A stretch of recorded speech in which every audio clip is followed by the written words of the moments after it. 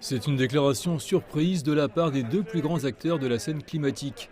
Les États-Unis et la Chine s'engagent à travailler ensemble pour tenter de limiter le réchauffement de la planète à 1,5 degré Celsius au cours de ce siècle. Les États-Unis et la Chine ne manquent pas de différences, mais sur le climat, la coopération est le seul moyen de faire ce travail. Ce n'est pas une chose discrète, franchement. Il s'agit de science, ce sont les mathématiques et la physique qui dictent le chemin que nous devons parcourir.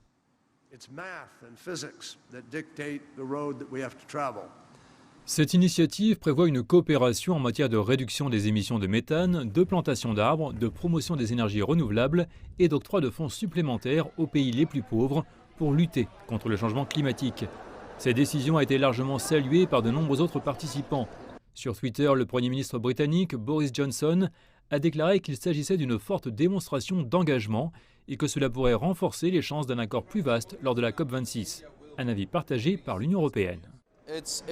C'est une bonne nouvelle. Il est très encourageant de voir que ces pays, qui étaient en désaccord dans tant de domaines, ont trouvé un terrain d'entente sur ce qui constitue le plus grand défi auquel l'humanité est confrontée aujourd'hui.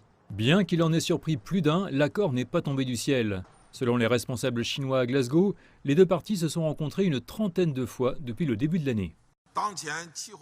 Le climat est un défi commun à l'humanité qui ne cesse de s'aggraver.